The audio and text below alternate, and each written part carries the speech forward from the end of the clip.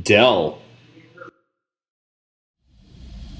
Hi, my name is Sanjeev Sehgal, and I'm the Director of Customer Advocacy at Dell Technologies. We are pleased to share with you our analysis today, which establishes interrelationships between customer sentiment metrics and financials, both in B2B and B2C businesses.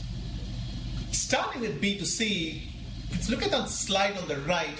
We see promoters have consistently higher repurchase rates, have up to 3x higher retention rates, and buy a much richer mix of products versus detractors.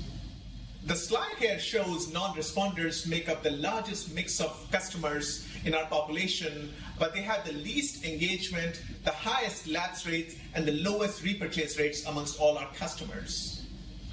Moving on to B2B, we establish as customer sentiments shift year on year, the customer buy behavior follows that trend. Using a cluster analysis, we established, for example, customers in the right whose sentiment improved, the revenue actually grew at a positive premium, versus another set of customers in the orange whose sentiment actually declined.